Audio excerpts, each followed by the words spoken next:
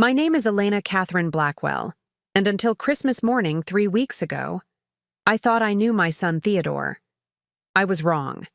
What I discovered that day was that the child I had sacrificed everything for had become a stranger capable of cruelty. I never imagined possible. But my story doesn't begin with that betrayal. It begins 74 years ago in the small industrial town of Millbrook, Pennsylvania, where I was born to Viktor and Marie Kowalski, Polish immigrants who had arrived in America with nothing but determination and an unshakable belief in the power of hard work. Before we jump back in, tell us where you're tuning in from, and if this story touches you, make sure you're subscribed, because tomorrow I've saved something extra special for you. My father worked the night shift at the steel mill, his hands permanently stained black from the foundry work that slowly destroyed his lungs, but paid enough to keep our family fed.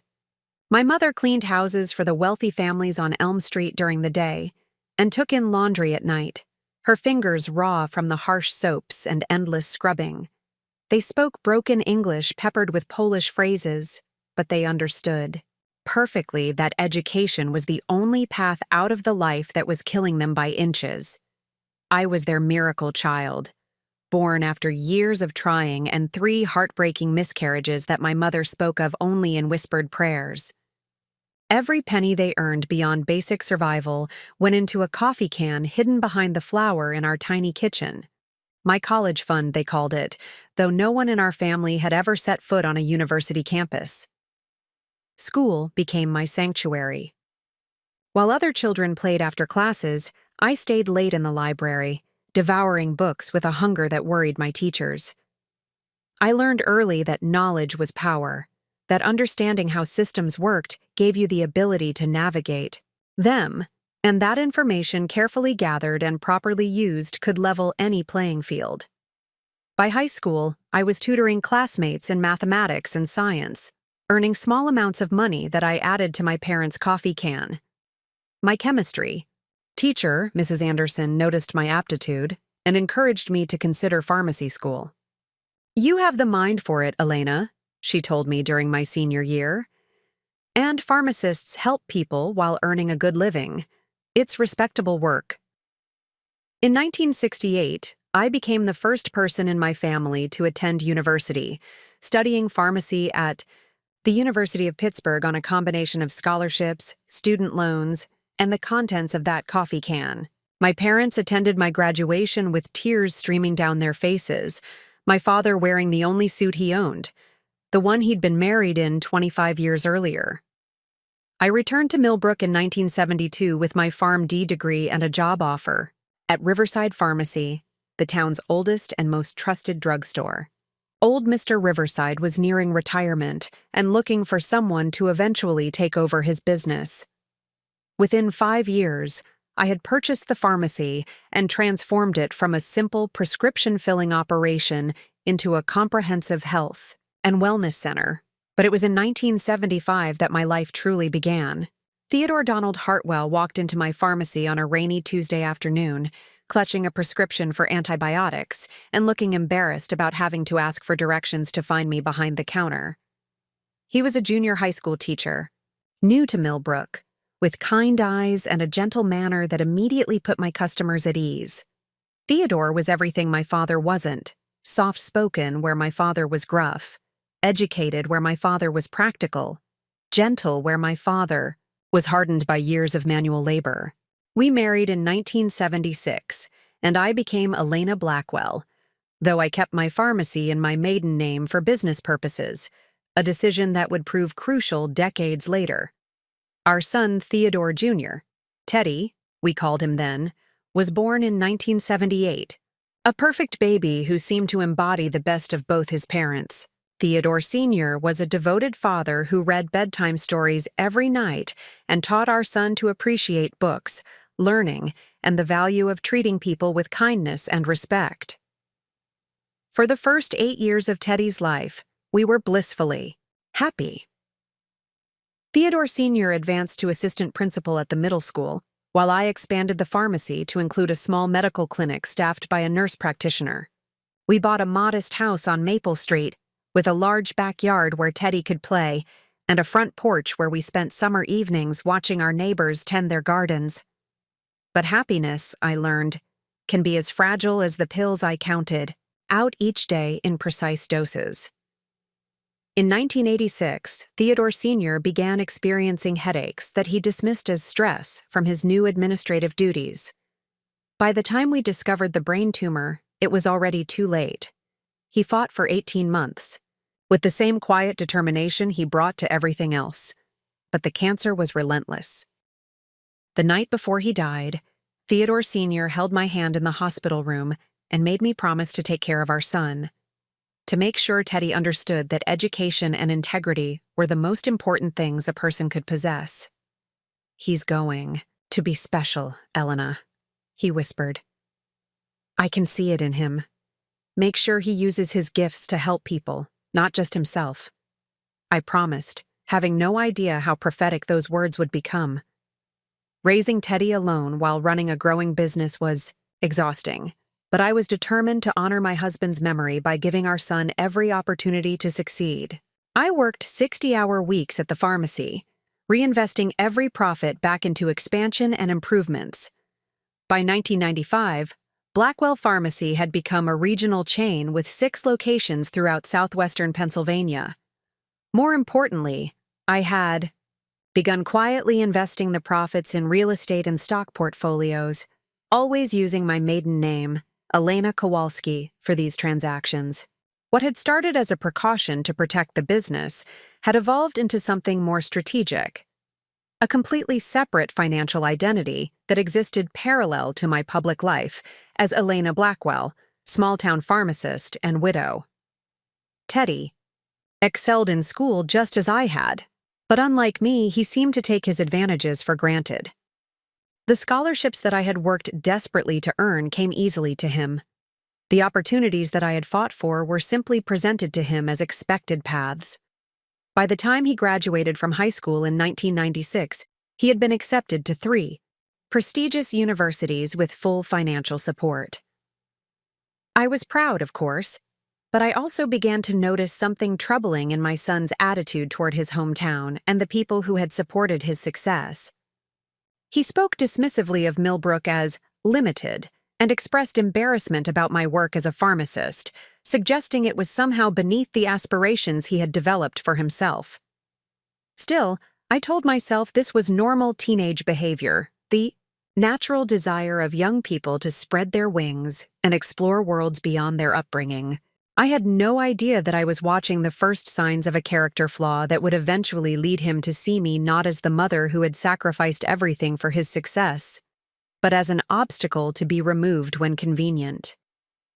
Looking back now, I can see that Theodore Jr. had inherited his father's intelligence, but none of his compassion, my determination, but none of my loyalty to the people and places that had shaped us.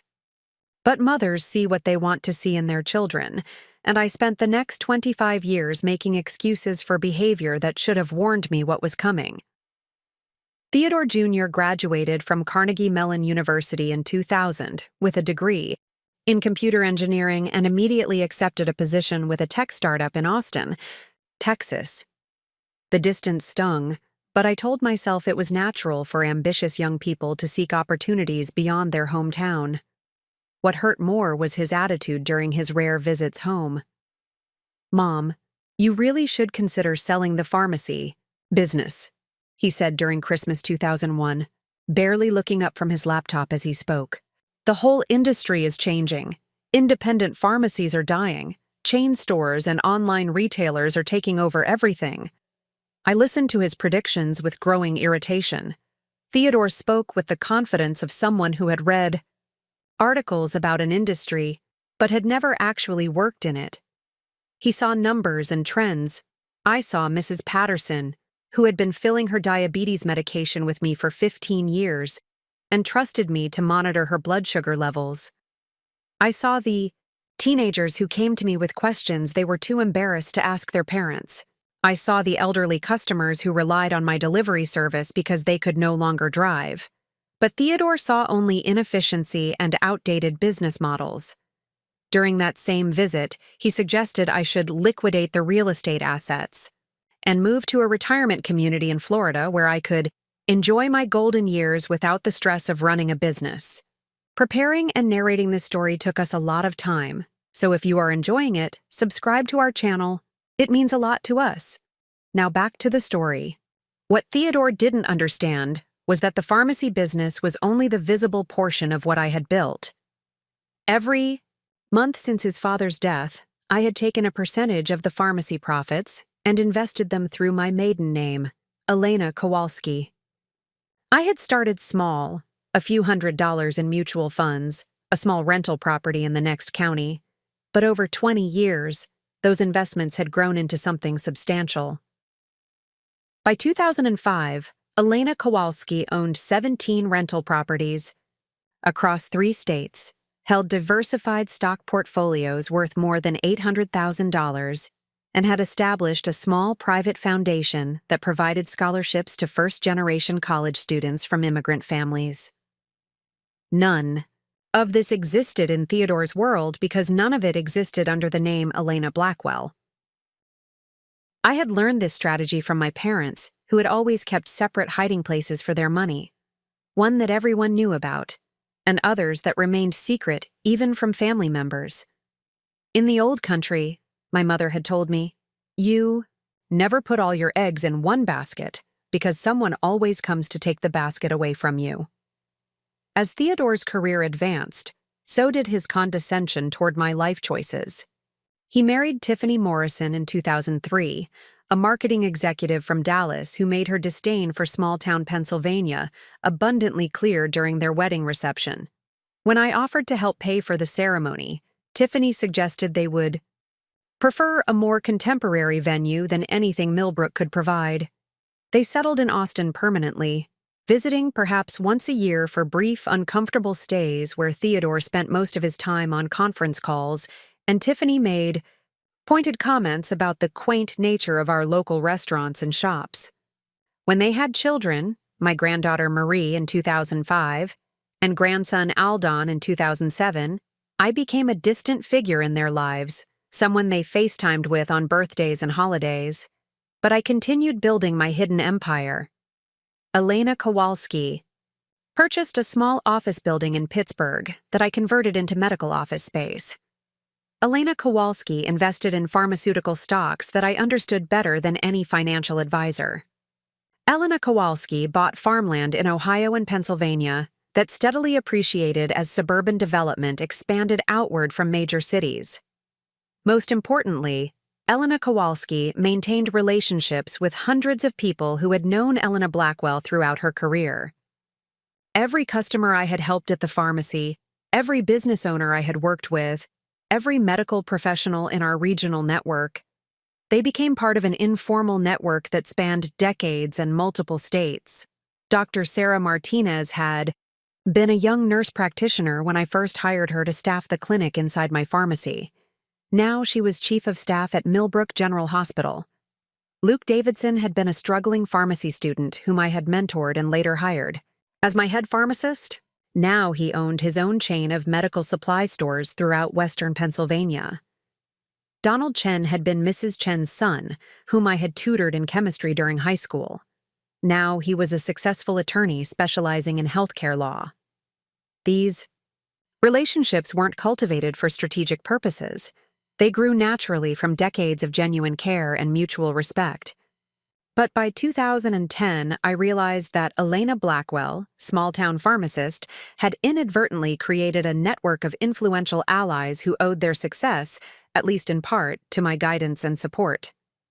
Meanwhile, Theodore's visits became increasingly focused on my retirement planning. He spoke frequently about the burden of maintaining property from a distance, the challenges of managing business affairs as I aged, and the wisdom of simplifying my life before I became unable to make good decisions for myself.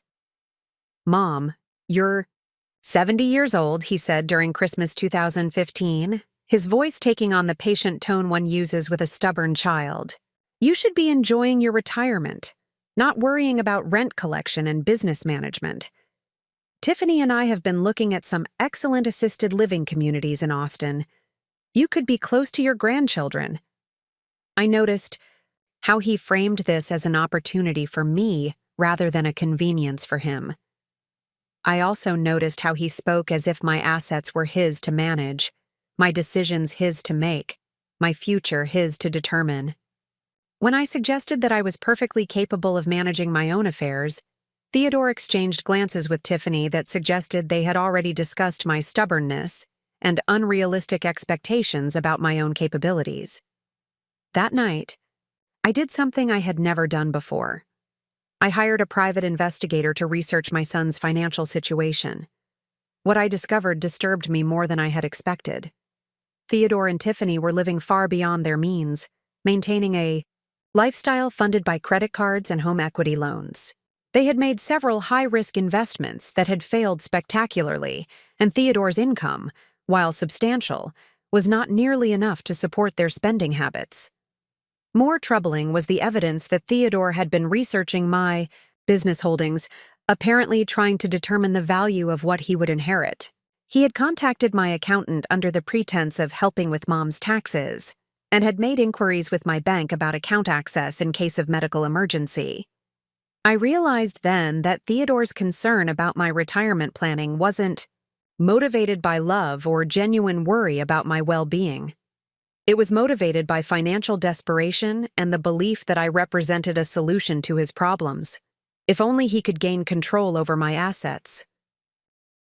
The first real warning sign came in 2018 when I suffered what my doctor called a minor cardiac event, a small heart attack that required a brief hospitalization but left no lasting damage. I had been working late at the pharmacy, reviewing inventory reports, when I felt a tightness in my chest that I initially dismissed as indigestion. Mrs. Patterson, who had stopped by to pick up her evening medications, took one look at me and insisted on driving me to the emergency room. The doctors assured me that with proper medication and lifestyle adjustments, there was no reason I couldn't continue living independently and managing my business. The damage to my heart was minimal, my cognitive function was perfect, and my overall health was excellent for someone approaching 75. But Theodore heard only what he wanted to hear, confirmation that his mother was now officially at a risk. He arrived at the hospital within 18 hours, having taken the first flight from Austin. His concern seemed genuine, but I noticed how quickly his questions shifted from my well-being to practical matters. Who had access to my business accounts? Did I have updated legal documents? Had I considered what would happen if I had another, more serious episode?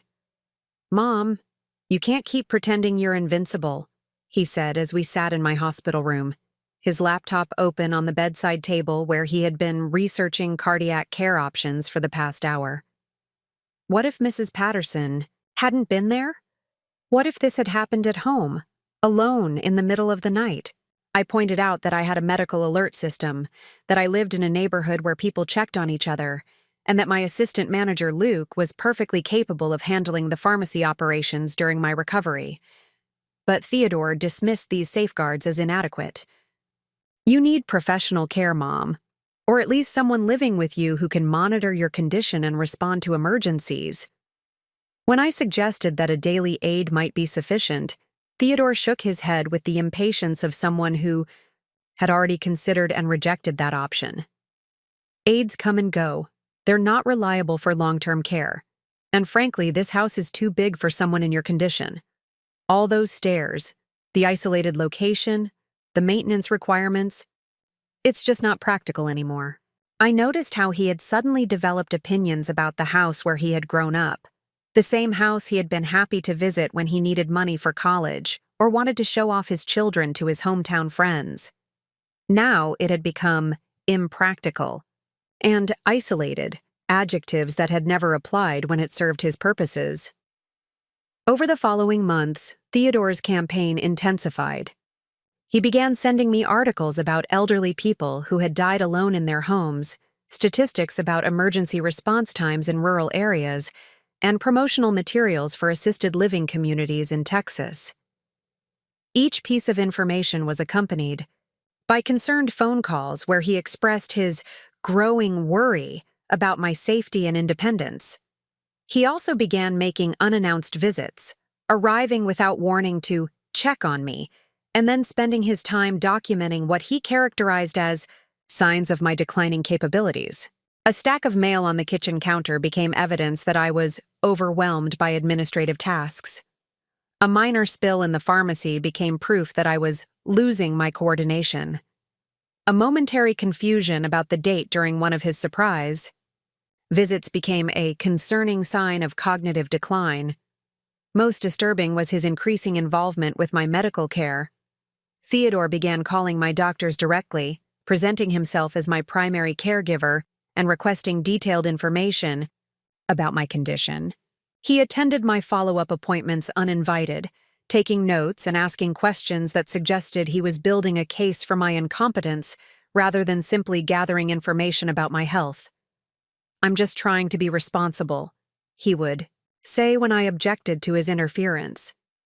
"You're my mother, and I love you too much to watch you put yourself at risk out of stubborn pride." But I had spent decades reading people, and I could see the calculation behind Theodore's concern. He spoke to my doctors the way a lawyer might speak to witnesses, carefully framing questions to elicit responses that supported his predetermined conclusions. He recorded our conversations to help me remember the important details and took photographs of my living space to show Tiffany how you're managing. The most telling moment came during a visit in early 2019 when Theodore spent an entire afternoon going through my financial documents, supposedly to help organize your records in case of emergency. I watched him make copies of bank statements, investment summaries, and insurance policies, noting account numbers and asset values with the thoroughness of someone conducting an audit.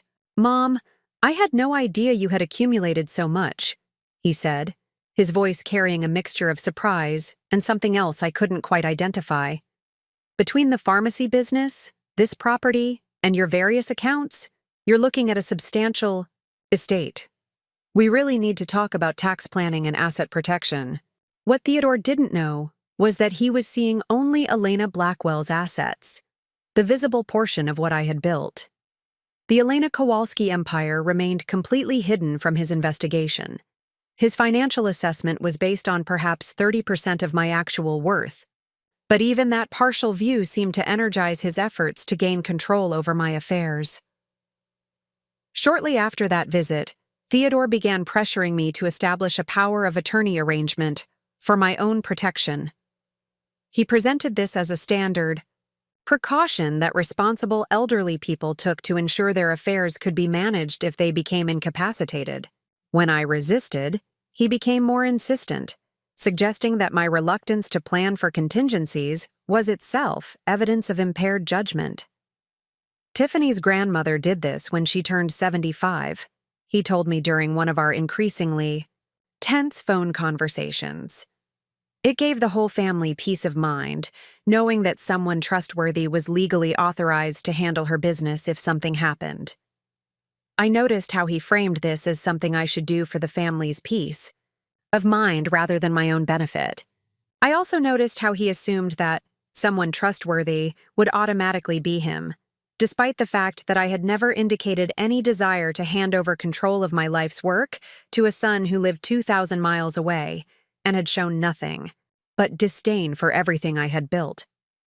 But Theodore was persistent, and he had learned to present his manipulation as love, his control as protection, his greed as concern. Each conversation left me feeling more isolated and more uncertain about my ability to trust my own judgment about my son's motivations. What I didn't realize was that Theodore had been orchestrating a careful campaign for over a year, building a legal and medical case for taking control of my affairs.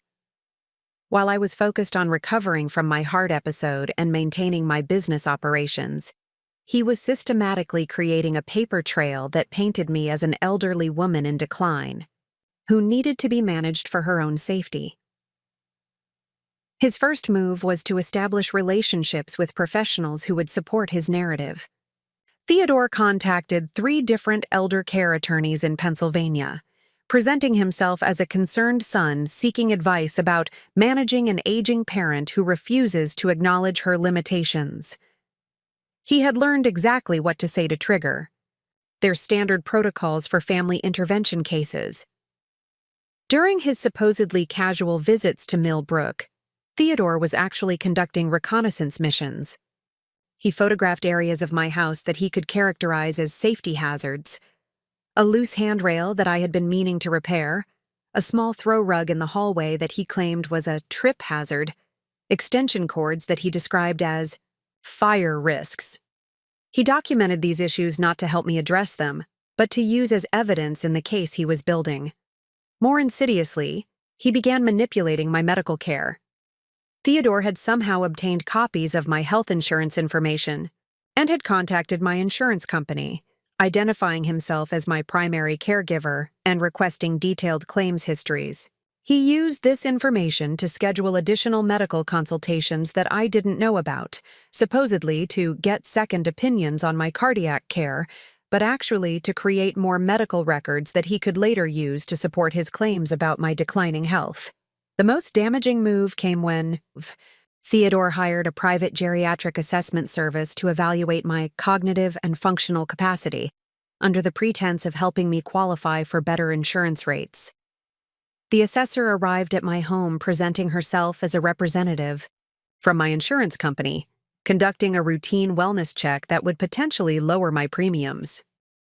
I welcomed her in, answered her questions honestly, and completed what I thought were standard health assessments. Only later did I learn that this woman, Dr. Patricia Vance, was actually a hired expert who specialized in documenting cognitive decline in elderly adults.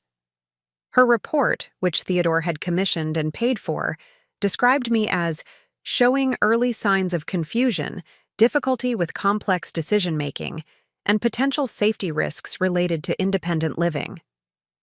Dr. Vance had asked me seemingly innocent questions designed to create the impression of cognitive problems. When I couldn't immediately recall the exact date of Theodore's wedding, an event that had taken place 20 years earlier, she noted difficulty with recent memory recall. When I paused to think before answering a complex question about my financial management strategies, she characterized this as delayed processing and uncertainty about personal affairs. Most infuriatingly, she had asked me about my investment portfolio, and when I honestly explained that I kept my personal finances separate from my business accounts and didn't discuss them with family members, she interpreted this as confusion about financial assets and possible financial vulnerability. This fraudulent assessment became the cornerstone of Theodore's legal strategy. Armed with Dr. Vance's report, he petitioned the court for emergency guardianship powers, claiming that his mother was suffering from progressive cognitive decline and was at immediate risk of financial exploitation or medical neglect.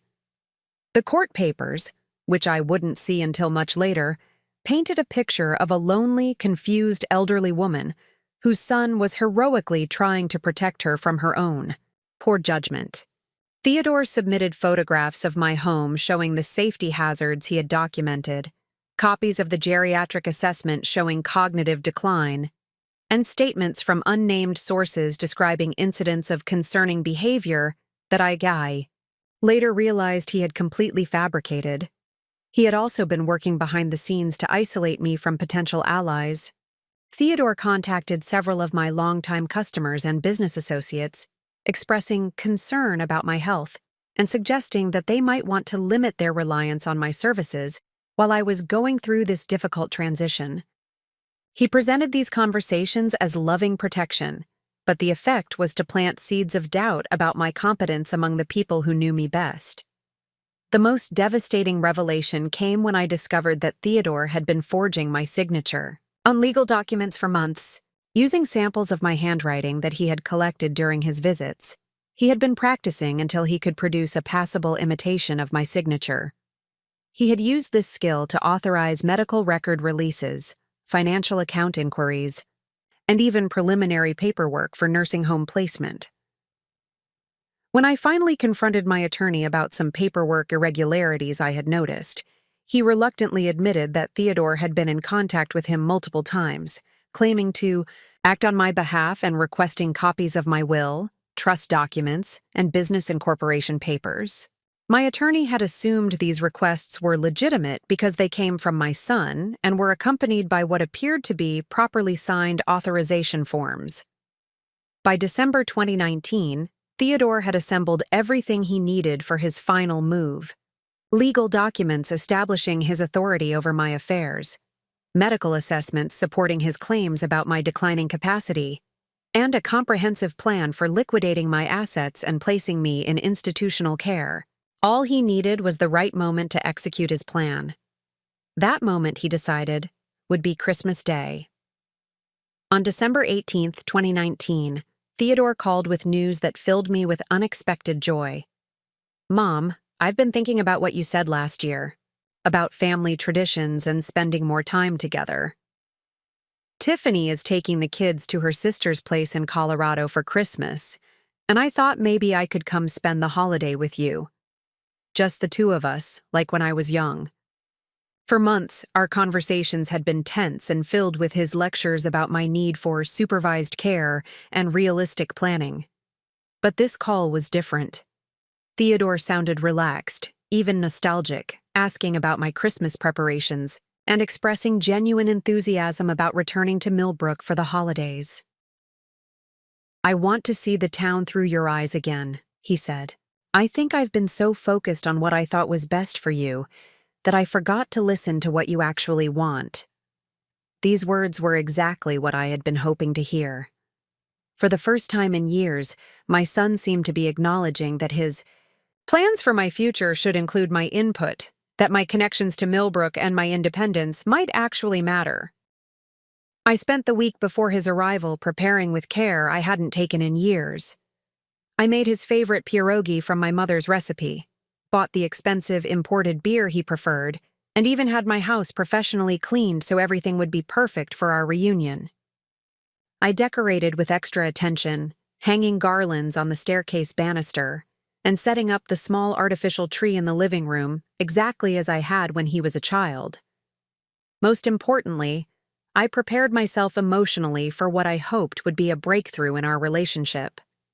I had been feeling increasingly isolated by his constant criticism and pressure, and the prospect of a peaceful Christmas together seemed like a chance to rebuild the connection we had lost. Theodore arrived on Christmas Eve carrying 2 large suitcases, which surprised me given that he had said he was staying only through Christmas Day. When I commented on the amount of luggage, he laughed and said he had brought some gifts and wanted to be prepared for Pennsylvania's unpredictable winter weather. The evening exceeded my best expectations. Theodore seemed genuinely relaxed and interested in reminiscing about his childhood. We looked through old photo albums together, and he asked thoughtful questions about stories I had told him many times before. He complimented my cooking, helped with the dishes, and even suggested we attend midnight mass together at St. Andrew's, the church where his father and I had been married. "I'm sorry I've been so pushy about the moving thing," he said as we sat by the fireplace afterward, sharing a plate of Christmas cookies. "I realize I've been treating you like a problem to be solved instead of listening to what you want for your own life." The apology felt genuine, accompanied by the kind of direct eye contact and vulnerable tone that I remembered from his childhood when he was truly contrite about some misbehavior. For the first time in years, I felt like I was talking to my actual son rather than the stranger he had become. Christmas morning brought more surprises. Theodore insisted on making breakfast, and he had somehow remembered exactly how I liked my coffee and eggs. He presented me with a beautifully wrapped gift, a first edition copy of the Pharmacy Handbook from 1952, the year I was born. The inscription read, "To Mom, who built something beautiful with knowledge, dedication, and love. Thank you for showing me what strength looks like." I was moved to tears by the thoughtfulness of the gift and the recognition it represented. For so long, Theodore had dismissed my work as outdated and small-scale. This gift suggested he was finally understanding the value of what I had accomplished and the pride I took in my professional legacy. "I have something for you, too," I said, handing him an envelope containing a check for $10,000 and a handwritten letter expressing how proud I was of his success and how much I loved him despite our recent difficulties. Theodore read the letter silently, and I watched his face soften with what appeared to be genuine emotion. "Thank you, Mom," he said quietly. "This means more to me than you know." After breakfast, he suggested we take a drive around Millbrook so he could see the town's Christmas decorations and visit some of the places that had been important during his childhood. "I want to understand what makes this place so special to you," he said. "Maybe I've been too quick to dismiss something that's obviously been good for you." I was delighted by his apparent change of heart. I gathered my purse and a small bag with some essentials, thinking we would be out for a few hours visiting the downtown area, perhaps stopping at some of the shops that were open on Christmas Day for a quick visit. "Should I bring my medications?" I asked, thinking of my daily heart pills. "Good idea," Theodore said. "And maybe pack a change of clothes and some toiletries, just in case we decide to stay overnight somewhere if the weather gets bad." His concern seemed reasonable, and I packed what I thought of as overnight supplies: my medications, some comfortable clothes, basic toiletries, and my reading glasses. Theodore helped me with my coat and carried my bag to the car, treating me with gentle courtesy that reminded me of his father's manners. As we drove through Millbrook, Theodore asked questions about every landmark with what seemed like genuine interest. I pointed out the pharmacy, the church, the library where I volunteered, and the community center where I had taught first aid classes for years. He listened attentively, commenting on how much history and connection I had built in this small town. "You really do have a complete life here," he said, and I heard what sounded like respect in his voice. "I think I owe you an apology for not understanding that sooner." I felt vindicated and hopeful. Perhaps this Christmas visit would mark a real turning point in our relationship, the beginning of mutual understanding and respect that had been missing for so long. I had no idea that every moment of warmth and connection was carefully calculated, designed to lower my guard for the devastating betrayal that was about to unfold. After we had toured downtown Millbrook and driven past the elementary school where Theodore had attended kindergarten, I expected him to turn back toward home. Instead, he continued east on Route 422, heading toward the highway that led to the larger towns outside our county. "Where are we going now?" I asked, checking my watch. We had been driving for over an hour, and I was beginning to feel tired from the excitement of the day. "There's one more place I want to show you," Theodore said, his voice still warm and conversational. A surprise that I think will help you understand some of the options we've been discussing.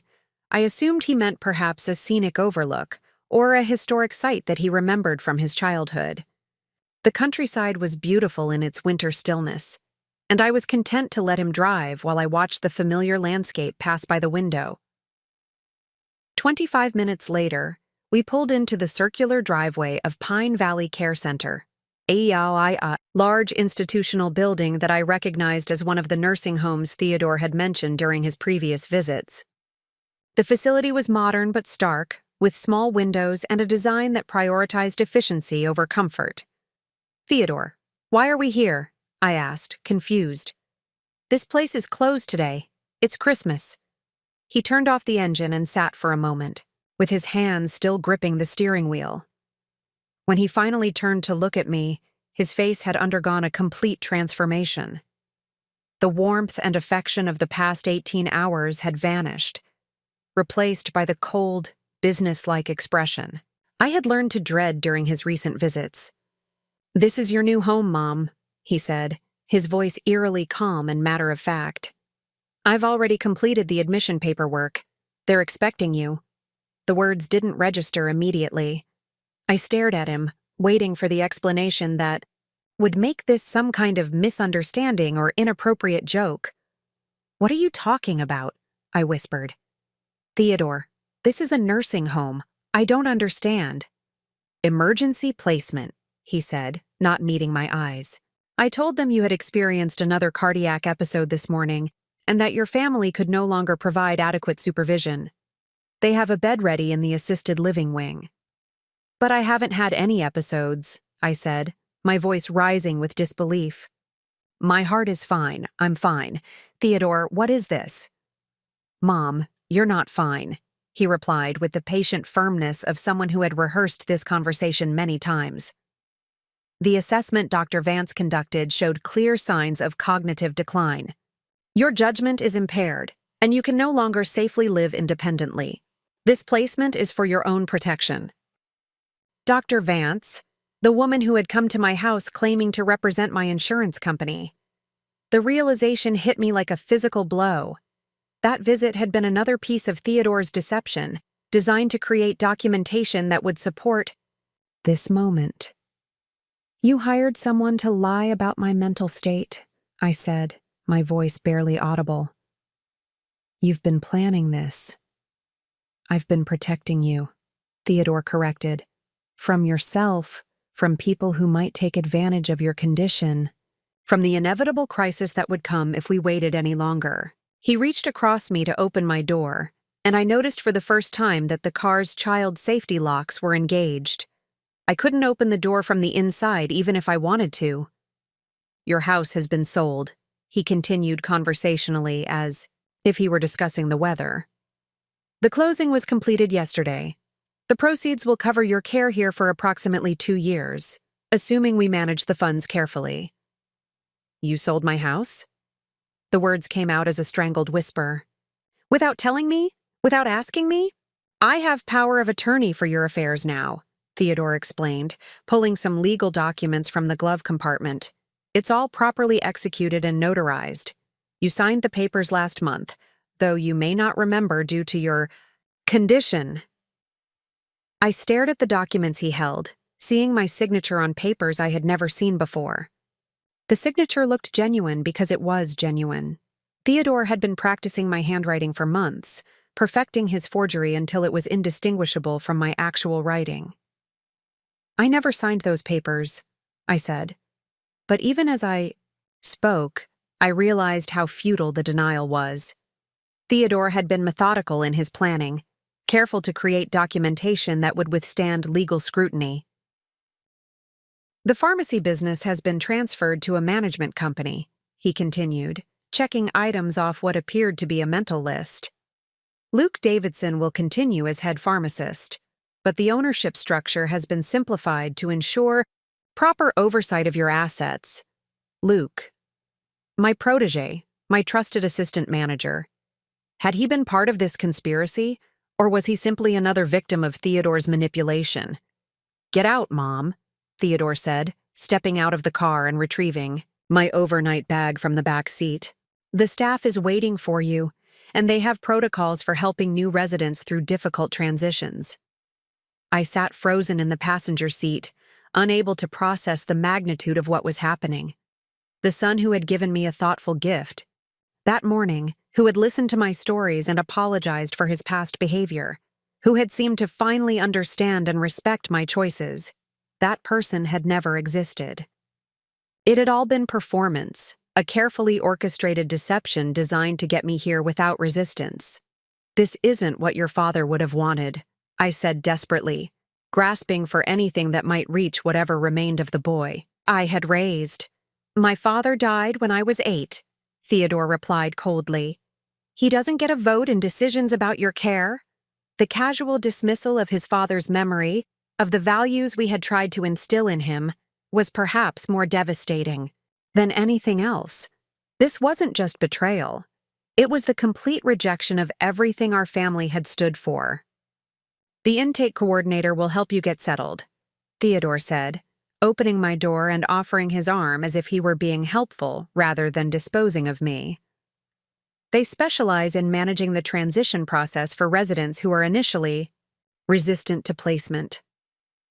As I stepped out of the car on unsteady legs, I realized that Theodore had thought of everything. He had planned for my resistance, prepared responses to my objections, and created legal documentation that would make my protests seem like the confused ramblings of an elderly woman whose judgment could no longer be trusted. I stood in that parking lot for several minutes after Theodore drove away, watching his taillights disappear down the hill and trying to process the magnitude of what had just occurred. The Theodore who had laughed with me over old photographs 18 hours earlier had just abandoned me at a nursing home like an unwanted burden to be disposed of. But as the initial shock began to wear off, something unexpected happened. Instead of despair or helplessness, I felt a cold, crystalline clarity settling over me like winter air. For the first time in months, I could see the situation without the fog of maternal love and hope that had clouded my judgment. Theodore hadn't suddenly become cruel and calculating on Christmas Day. He had always been this way. I had simply been too invested in seeing him as the person I wanted him to be, rather than the person he actually was. Standing there in the December cold, I began reviewing the past year with new understanding.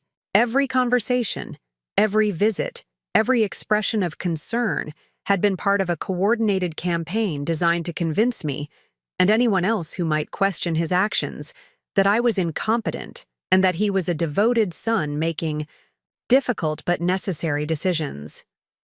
The fraudulent medical assessment, the forged legal documents, the manipulation of my medical care, the systematic isolation from my support network, all of it had been carefully orchestrated to create the legal and social framework that would allow him to take control of my life and assets without meaningful opposition. But Theodore had made several critical errors in his planning, mistakes that revealed the depth of his ignorance about who I really was and what I had accomplished. First, he had fundamentally misunderstood the scope of my assets. His entire plan was based on liquidating what he believed to be my complete financial holdings, the pharmacy business, my house, and some modest retirement accounts. He had no idea that Elena Kowalski owned properties and investments worth more than 3 times what Elena Blackwell appeared to possess.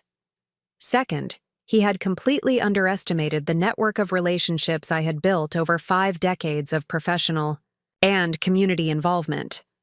To Theodore, my connections in Millbrook were quaint and irrelevant, small-town relationships with no real power or influence. He couldn't see that former employees, customers, and colleagues who were now doctors, lawyers, judges, and business owners throughout Pennsylvania might represent a formidable collection of allies. Third, and most importantly, he had misread my character entirely. Theodore thought he was dealing with a typical elderly woman who would be intimidated by legal documents and overwhelmed by the complexity of fighting back against institutional authority.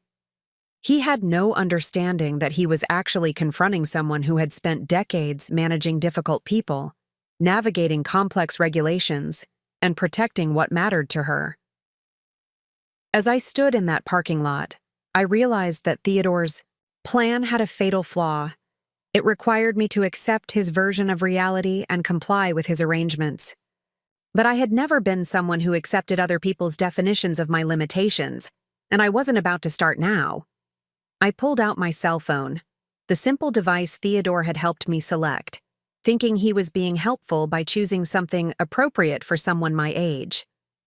What he didn't know was that I used this phone to manage investment accounts worth more than $1 million, maintain contact with business associates across multiple states, and coordinate activities that touched hundreds of lives. My first call was not to 911, not to a taxi service, not to anyone Theodore might expect an abandoned elderly woman to contact in a crisis. Instead, I called Donald Chen, the healthcare attorney whose chemistry homework I had helped with 30 years ago when he was a struggling high school student. Mrs. Blackwell? Donald's voice was surprised, but immediately concerned. Is everything okay? It's Christmas Day.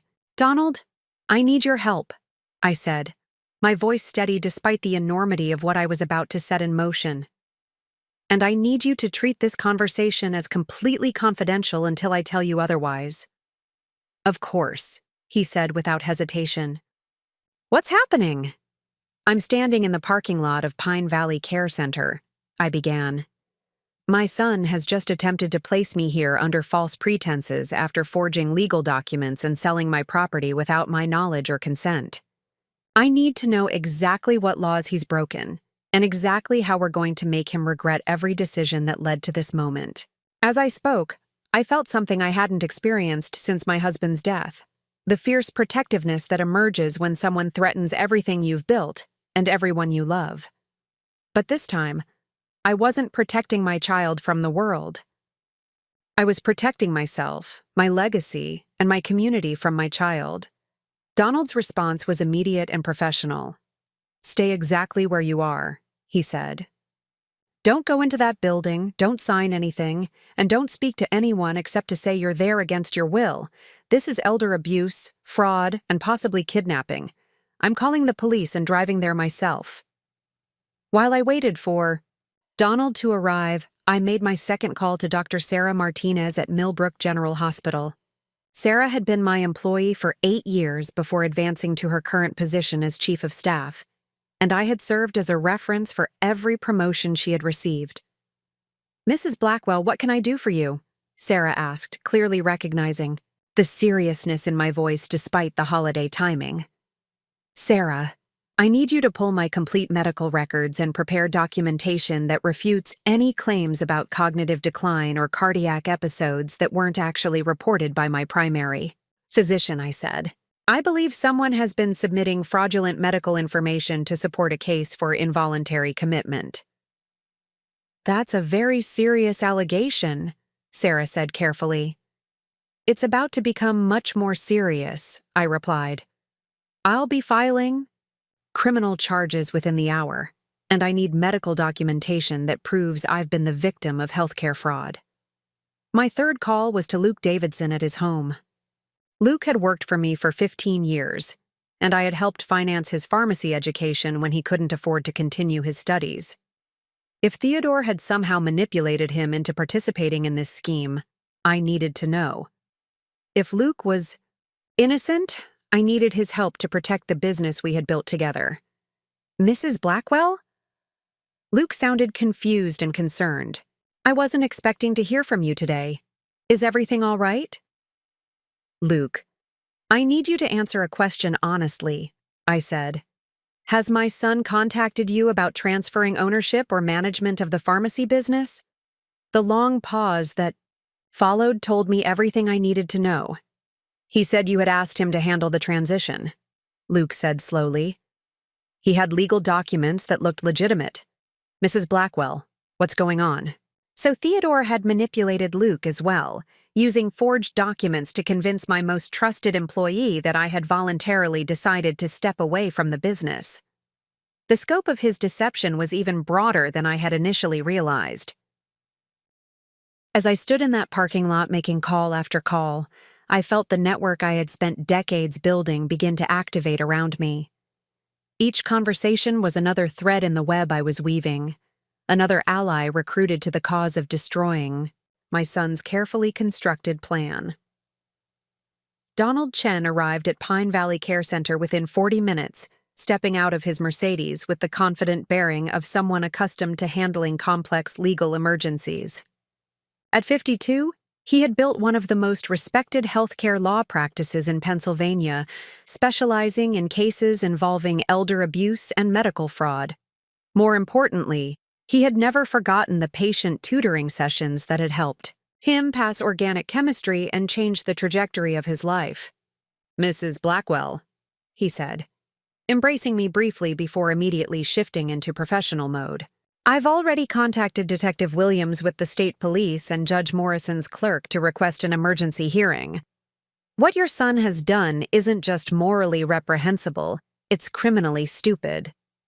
Detective Rebecca Williams arrived 10 minutes later in an unmarked vehicle, wearing casual clothes but carrying herself with the authority that had made her one of the state's most effective investigators of financial crimes against the elderly. Rebecca had been one of my regular customers for 20 years, someone who had trusted me to compound specialized medications for her daughter's rare autoimmune condition. "Mrs. Blackwell," she said, her voice warm but businesslike, "I need you to walk me through exactly what happened, starting from when your son arrived for his visit." For the next hour, I recounted the events of the past 2 days in precise detail, with Donald taking notes and Rebecca occasionally asking clarifying questions. Both of them grew visibly angrier as the story unfolded. particularly when I described how Theodore had used Christmas Day and false expressions of love to manipulate me into compliance. The forged power of attorney documents alone constitute multiple felonies, Donald said grimly. But the fraudulent medical assessment, the unauthorized sale of property, and the attempted involuntary commitment add up to a pattern of elder abuse that could result in federal charges. While we talked, I made additional calls to activate other parts of my network. My conversation with Margaret Torres, the district attorney, was brief but decisive. Margaret had started her career as a prosecutor focusing on white-collar crime, and I had provided expert testimony in several cases involving prescription drug fraud during the early years of her career. "Elena, I'm so sorry this has happened. To you," Margaret said after I explained the situation. "But I want you to know that we're going to prosecute this case to the fullest extent of the law. Elder abuse is a priority for this office, especially when it involves the level of premeditation and deception you're describing." My call to Dr. James Patterson, the chief medical officer for the state's Elder Care Licensing Board, was equally productive. Dr. Patterson had been my colleague when he was a young physician just starting his practice, and I had helped him navigate the complex regulations surrounding controlled substance prescriptions during his first years in business. The fraudulent medical assessment is a serious violation of multiple licensing regulations, Dr. Patterson told me. Dr. Vance's credentials will be suspended pending investigation, and Pine Valley Care Center will face a formal inquiry into their admission procedures. No legitimate facility should have accepted placement based on such obviously fabricated documentation. But the most important call was to my financial advisor, operating under the name Elena Kowalski.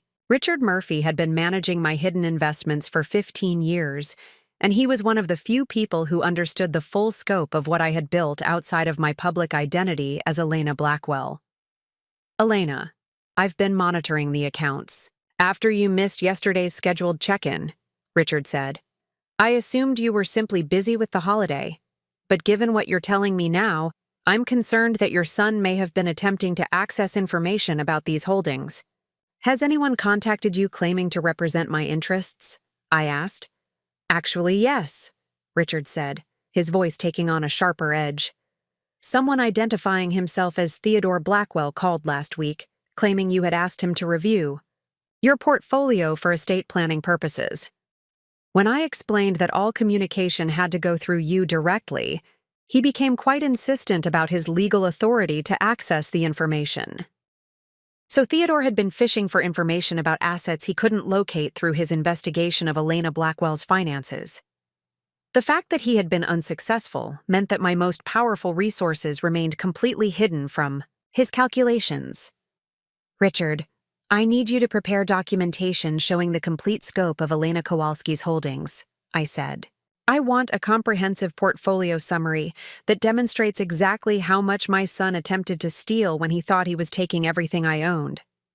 "Consider it done," Richard replied. "And Elena, I'm glad you're fighting this. What your son tried to do is unconscionable." By early evening, I had spoken with 12 different people, each conversation adding another strand to the web I was weaving around Theodore's carefully constructed plan. Donald had filed emergency motions to freeze all accounts and reverse any transactions related to the fraudulent power of attorney. Detective Williams had opened a formal criminal investigation and issued a warrant for Theodore's arrest. Judge Morrison had scheduled an emergency hearing for the following morning to address the fraudulent guardianship petition. Most importantly, I had activated a network of relationships that spanned decades and multiple industries. Dr. Martinez had provided medical documentation proving that I had never been diagnosed with cognitive decline.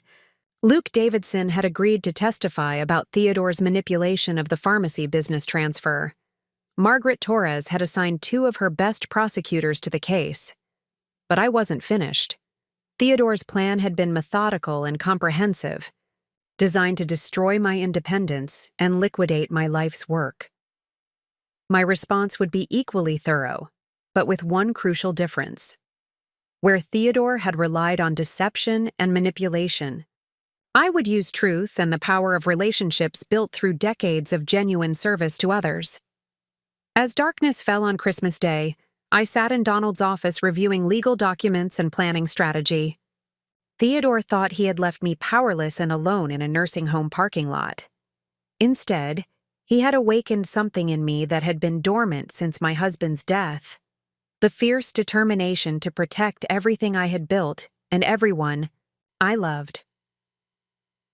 The student was about to teach the teacher a lesson about the consequences of underestimating someone who had spent 74 years learning how the world really worked. The next morning, Theodore arrived at Pine Valley Care Center, expecting to finalize my admission paperwork and perhaps collect any personal belongings I might have left behind. Instead, he found Detective Williams waiting for him in the lobby, flanked by 2 uniformed officers and Donald Chen. "Theodore Blackwell?" Detective Williams asked, though she clearly already knew the answer. "Yes, I'm here to check on my mother's placement," Theodore replied, his voice carrying the confident tone of someone who believed his legal documentation was unassailable. "Is there some kind of problem with the admission process?" "Mr. Blackwell, you're under arrest for elder abuse, fraud, forgery, and conspiracy," Detective Williams said, producing handcuffs with practiced efficiency. "You have the right to remain silent."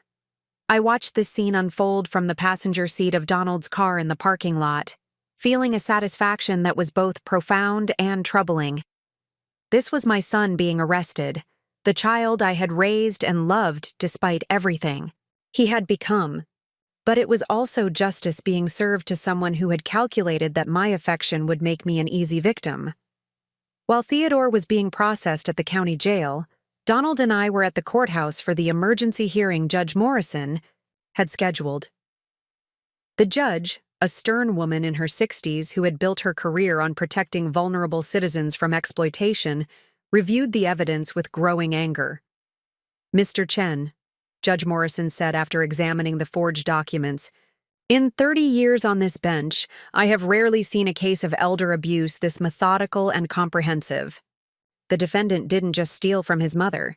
He constructed an elaborate fraud designed to make his theft appear legal and his victim appear incompetent." "Your Honor," Donald replied, "Mrs. Blackwell would like to present evidence that demonstrates both her complete mental competency and the scope of assets her son was attempting to steal." This was the moment I had been preparing for since Christmas Day. I stood and addressed the court directly, my voice steady and clear as I outlined the financial empire I had built under my maiden name. Judge Morrison's eyebrows rose as I detailed properties in 3 states, investment portfolios worth more than $1.2 million, and business relationships spanning decades. "Mrs. Blackwell," the judge said when I finished, "you're telling this court that your son attempted to steal what he believed were your complete assets, not knowing that he was actually targeting less than 30% of your actual wealth?" "That's correct, Your Honor." Theodore saw Elena Blackwell, a small-town pharmacist with modest holdings.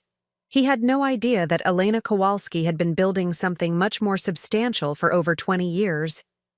The judge's decision was swift and comprehensive. All of Theodore's actions were declared null and void. The house sale was reversed, the pharmacy business was returned to my control, and the fraudulent power of attorney was officially invalidated. More importantly, Judge Morrison issued a restraining order preventing Theodore from any contact with me or my businesses pending the outcome of criminal proceedings.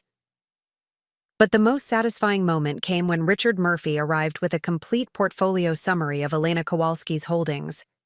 The documentation showed that Theodore's comprehensive plan to liquidate my assets would have netted him approximately $400,000, while leaving more than $1 million in properties and investments he never knew existed. "Your son made a fundamental error," Judge Morrison observed as she reviewed the financial documents. "He mistook kindness for weakness and assumed that a lifetime of nurturing meant you were incapable of protecting yourself when necessary." As we left the courthouse that afternoon, I realized that Theodore's greatest miscalculation hadn't been underestimating my financial resources or my network of allies, His greatest mistake had been assuming that maternal love would make me complicit in my own destruction.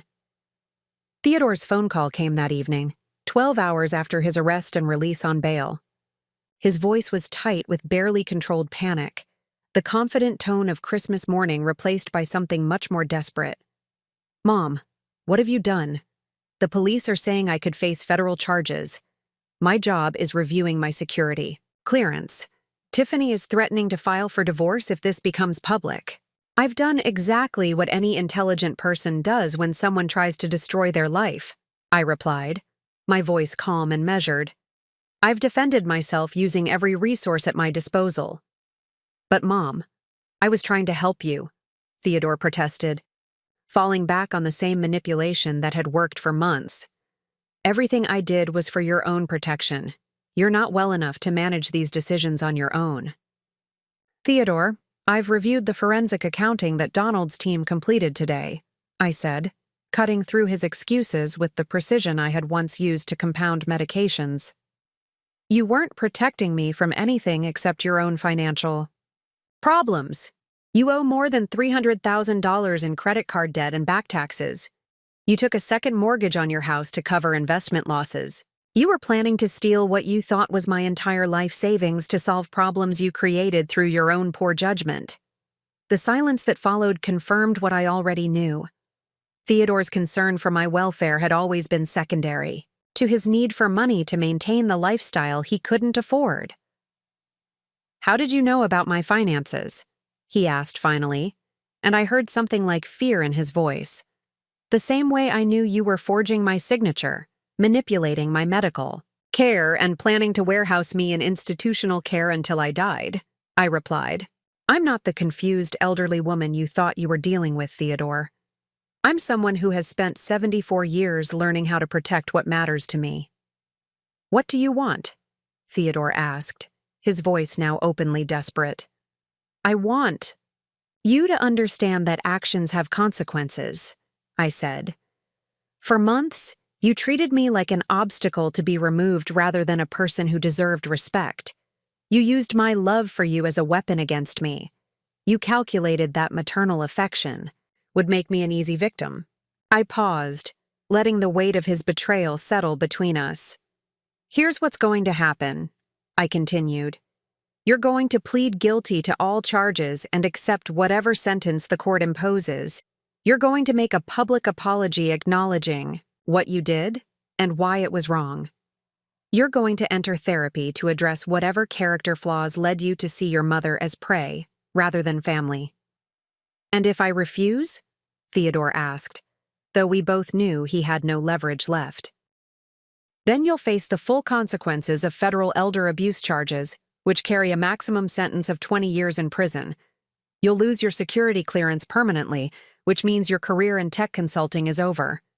Tiffany will divorce you and take the children to a place where your name won't be associated with elder abuse. And you'll discover that the mother you thought was weak and friendless actually has the resources and connections to ensure that your life becomes very difficult for a very long time." The stark choice I was offering had the clarity of a prescription. Label: take the medicine that would help you heal, or continue the behavior that was destroying you. Theodore chose survival. Within a week, he had agreed to all my terms.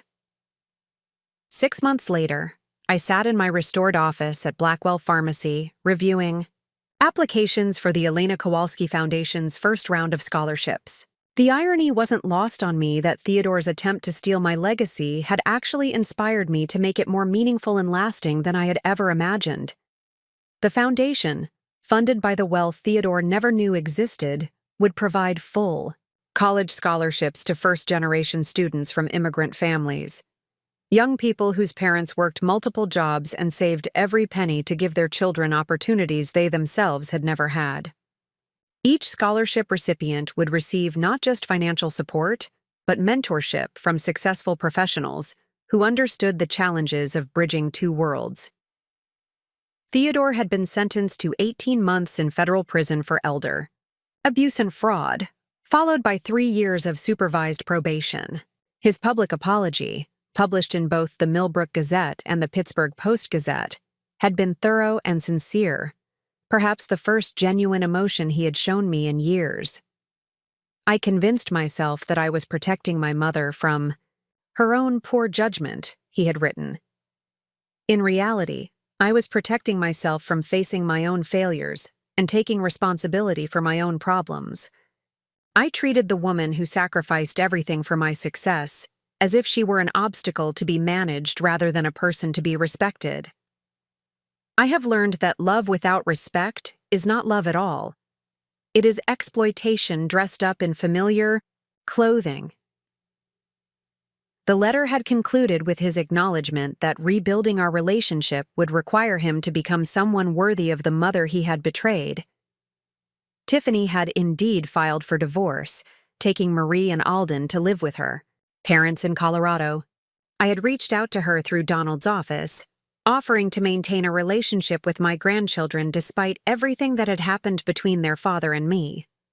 To my surprise, Tiffany had accepted, even expressing gratitude for my approach. I always knew Theodore had issues with money and responsibility, she had told me during our first phone conversation after his arrest. But I never imagined he was capable of what he did to you. The children need to know their grandmother, and they need to understand that love means treating people with dignity and respect. Luke Davidson had been officially promoted to general manager of the pharmacy chain, with a pathway to eventual ownership when I decided to fully retire. The betrayal he had experienced, being manipulated into believing I wanted to step away from the business, had actually strengthened our professional relationship and his commitment to the values we had built together. Most surprisingly, I had begun receiving letters from other elderly people who had read about my case in the newspapers. Some were seeking advice about protecting themselves from financial exploitation by family members. Others simply wanted to share their own stories of overcoming betrayal and rebuilding their lives after devastating losses. These connections had led me to establish a support network for elderly victims of family financial abuse, providing both legal resources and emotional support for people who had discovered that love and exploitation could coexist in the same relationship. As I locked up the pharmacy that evening and walked home through the familiar streets of Millbrook, I reflected on how completely my life had changed in just 6 months. Theodore's attempt to reduce me to a helpless burden had instead revealed strengths I hadn't known I possessed and purposes I hadn't previously considered. I was no longer simply Elena Blackwell, small-town pharmacist and abandoned mother. I had become Elena Kowalski Blackwell, advocate for the vulnerable and protector of the betrayed. As I sit here today, 18 months after that Christmas Day betrayal, I often think about the lessons that emerged from the worst experience of my life. Some people might wonder if I was too harsh on Theodore, if a mother should have found a way to forgive her son's actions and rebuild their relationship without involving the criminal justice system. But I learned something important during those dark days. Forgiveness without accountability isn't forgiveness at all. It's enabling. Theodore didn't need my understanding of his financial problems or my acceptance of his good intentions. He needed to face the full consequences of treating another human being, even his own mother, as a disposable asset.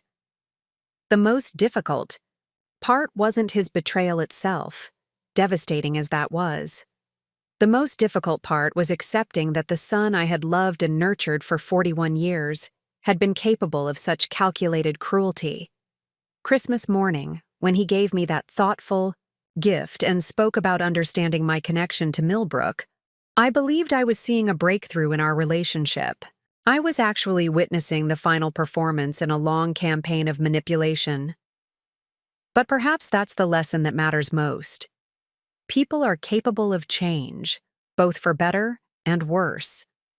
The Theodore who had abandoned me in a nursing home parking lot was not the same person who had snuggled with me during bedtime stories 30 years earlier, but he was also not necessarily the same person who would emerge from prison and therapy if he chose to do the hard work of becoming someone better.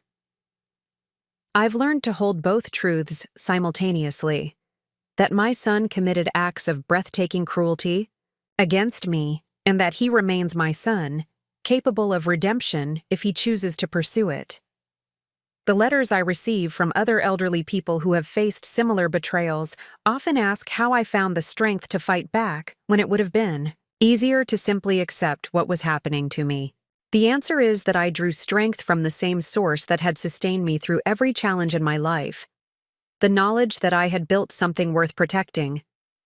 My parents' coffee can had contained money for my education. My hidden investments under Elena Kowalski's name had contained something even more valuable: proof that a person's worth isn't determined by other people's perceptions of their limitations. Theodore saw an elderly woman becoming a burden. I was actually a competent adult who had been planning for contingencies and building networks of support for decades. The difference between us wasn't intelligence or education or opportunity. The difference was that I had learned to see other people as allies and resources, while Theodore had learned to see them as obstacles or assets. I had spent my life building relationships based on mutual respect and genuine care. He had learned to view relationships as transactions where someone always won and someone always lost. Some bridges, once burned, can never be rebuilt. Some betrayals cut too deep for complete forgiveness. But some people, if they're willing to do the work, can learn to become worthy of the love they once exploited. Whether Theodore becomes that person remains to be seen. But I've learned that my happiness and security don't depend on his choices anymore. I built something that can't be taken away, not by manipulation, not by legal documents, and not by anyone who mistakes kindness for weakness. Never underestimate someone who has spent a lifetime learning that knowledge, relationships, and quiet preparation are the most powerful tools a person can possess. Up next, you've got 2 more standout stories right on your screen. If this one hit the mark, you won't want to pass these up. Just click and check them out. And don't forget to subscribe and turn on the notification bell so you don't miss any upload from us.